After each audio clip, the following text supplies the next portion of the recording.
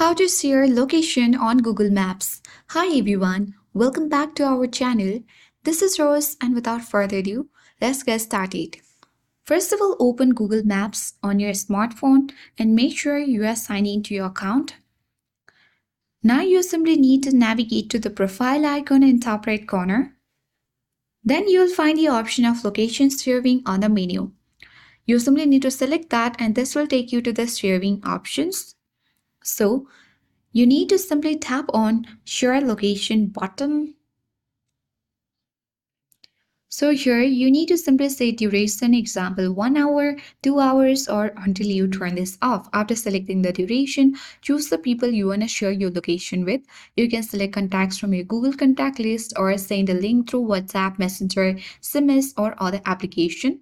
And once you have selected, you can easily tap on Share button and the recipients will get a link that shows your real-time location on Google Maps. And with that, you will successfully share locations on Google Maps. I hope this guide was helpful. If it was, then do like, share, comment, and don't forget to subscribe.